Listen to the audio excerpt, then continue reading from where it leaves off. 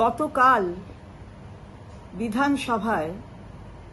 এই রাজ্যের পক্ষ থেকে যে ঐতিহাসিক বিলটি আনা হয়েছিল, ধর্ষকদের চরমতম শাস্তির নিদান দিয়ে, সেই বিলটি ইতিহাস তৈরি করেছে এবং তাকে অনুসরণ করে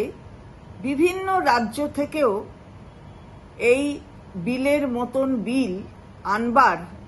চিন্তা ভাবনা করা হচ্ছে। আমরা তার প্রমাণ দেখি যে গতকাল এই বিলটি পাস হওয়ার পরেই মহারাষ্ট্রের এনসিপির প্রধান সম্মানীয় শারদ পাওয়ার মহাশয়, তিনি ঠিক একই ধরনের এই চরম শাস্তি নিদান দিয়ে ধর্ষণের মামলায় বিল আনার ইচ্ছা প্রকাশ করেছেন এবং বিল যাতে আনা হয় সেই কথা বলেছেন। এটাই বলে বাংলা যা করে আজ, সারা ভারতবর্ষ তা পরে করে এবং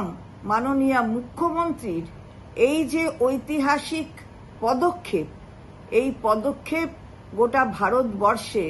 একটা নতুন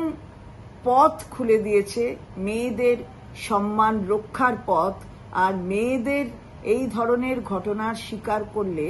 অপরাধীদের চরম শাস্তির সেই নিদানের পথ।